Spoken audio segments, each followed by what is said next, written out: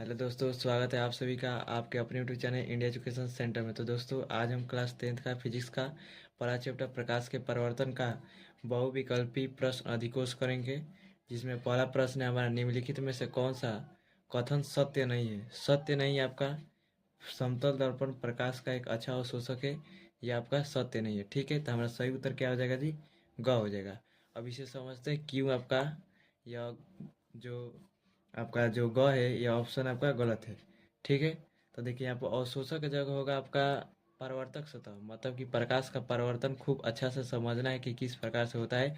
उसके लिए हम किसका उपयोग करते हैं परावर्तक सतह के रूप में जी? समतल दर्पण का उपयोग करते हैं। समतल दर्पण अच्छा परावर्तक सतह है। समतल दर्पण से प्रकाश का परावर्तन अच्छी तरह से होता है।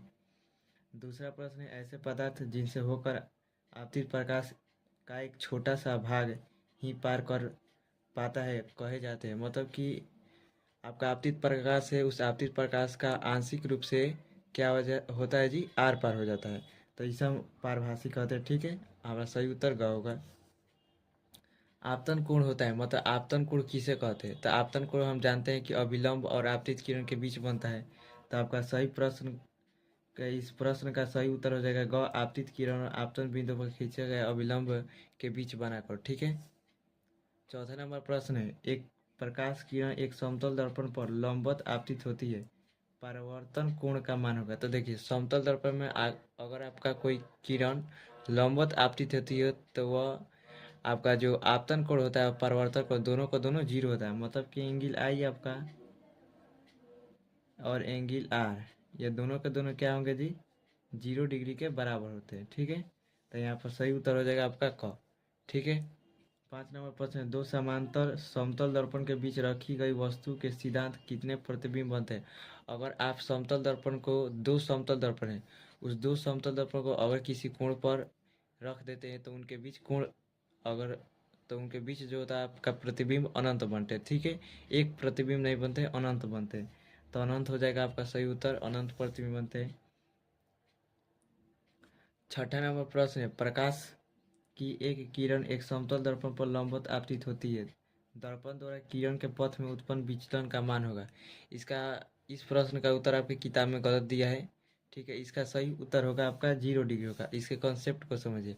हमने आपको समतल दर्पण में पढ़ाया था कि समतल दर्पण में अगर कोई लंबवत प्रकाश की किरण, ये आपका समतल दर्पण है, इस समतल दर्पण पर अगर कोई प्रकाश की आपका लंबवत आपतित होती है, मतलब 90 डिग्री पर आपतित होती है, तो यह उसी पथ पर क्या होती है जी? परिवर्तित हो जाती है। ठीक है, आपतित हुई और इसी पथ पर परिवर्तित हो गई। तो अब इस पर अविलंब खींचते हैं।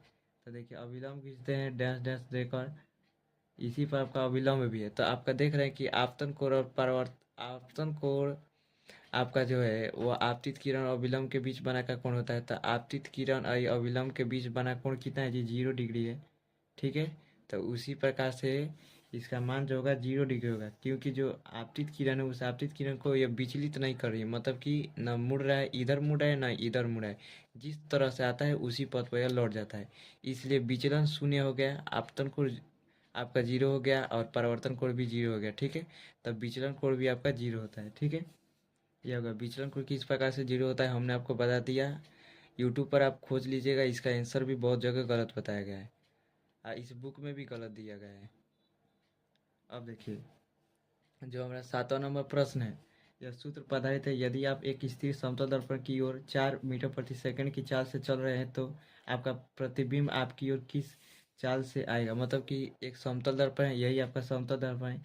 इस ए बी समतल दर्पण में अगर आप इधर से आ रहे हैं 5 डिग्री मीटर प्रति सेकंड से, तो आपका जो प्रतिबिंब बनेगा इस दर्पण के पीछे, आपका वह प्रतिबिंब कितने वेग से आपकी ओर आता हुआ प्रतीत होगा? तो दुगुने वेग से। ठीक है, आपका इसका सूत्र होता है कि वेलोसिटी ऑफ इमेज, मतलब प्रतिबिंब की जो आपका वेग होता है वह वस्तु के वेग अर्थात वेलोसिटी ऑफ ऑब्जेक्ट के दुगुना होता है। तो आपका कितना दिया जी? 4 दिया है, तो 4 दूना का 8 हो जाएगा।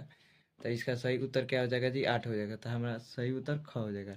ठीक है, अब देखिए, जो हमारा 8 नंबर प्रश्न है, किसी समतल दर्पण की फोकस दूरी का मान होता है। एकदम आसान है, समतल दर्पण की फोकस दूरी अनंत होती है, क्योंकि इसमें देखिए आपका जो यह समतल दर्पण है, इस समतल दर्पण में आपका तो इधर हो गया आभासी प्रति देखिए इधर जब आते हैं तो इधर आपका अनंत दूरी होगा, इस अनंत दूरी इधर की ओर आपका क्या हो जाएगा जी, अनंत पर फोकस प्राप्त होता है। ठीक है, यह हो गया।